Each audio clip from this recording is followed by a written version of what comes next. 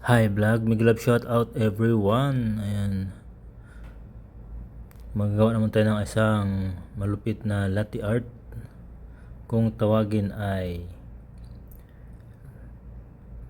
African cow. So ayan guys, manood lang kayo guys, no. Lagi nating i-enhance ang ating mga kamay sa ating exercise sa latte art skill, no, para at least yung ating mga pattern ay sulit pa rin siya, hindi pa rin siya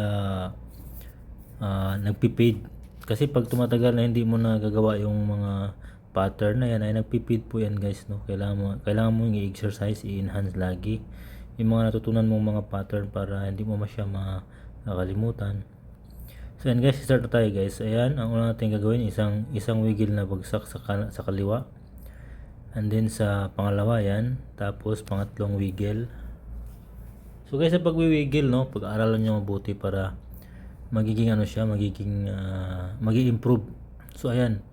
So sa dragging naman kailangan din pag-aralan kasi siyempre may mga mga technique para maayos yung dragging mo. So ayan, nagawa natin ang dragging ngayon. So ayan.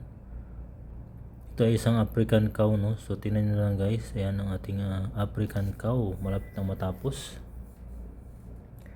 Ayan tainga niya. Ito yung niya, yung horn niya. Dalawang horn. So ayan. So ayan na guys, no, yung ating African cow. So ayan. So yan lang guys ang ating enhancement sa ating skill ng latte art. So thank you guys for watching. Babu.